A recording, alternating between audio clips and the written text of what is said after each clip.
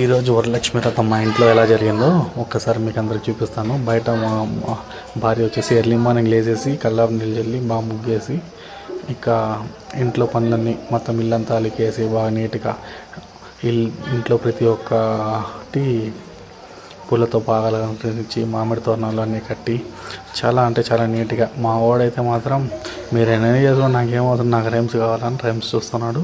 ఇప్పుడు చూస్తాము మా భార్య ఎలా వరలక్ష్మి అమ్మవారిని రెడీ చేశారు. ఒకసారి చూడండి. చీరకట్టు కానీ అంచులు కానీ ప్రతిదీ బాగా ఎక్స్ట్రా కేర్ ఒకటి తీసుకొని బాగా చేసిందనమాట. కొంచెం టైం అయితే ఎక్కువ పట్టింది, కానీ అది ఫైనల్ అవుట్పుట్ అయితే చాలా బాగుందండి. చాలా అంటే చాలా బాగుంది. నేను కానీ వీధిలో ఉండే వాళ్ళందరూ వచ్చి చూడడమే. అలానే మెయిన్గా వచ్చేసి అమౌంట్ ఇది కాయిన్స్ ద్వారా అవి వచ్చేసి అమౌంట్ పడ్డము, అమ్మవారు మనకి ఇచ్చినట్టు కొంచెం చాలా బాగుంది కదా. ఇదంతా చాలా అంటే చాలా బాగుందండి.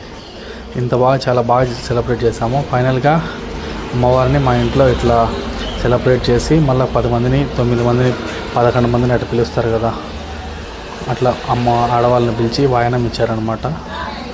మా భార్య కూడా వాయనం ఇచ్చింది. అది కూడా ఈ వీడియో లాస్ట్ ఎండ్లో యాడ్ చేసేసాను. చూడండి, చాలా అంటే చాలా బాగా వచ్చింది అది.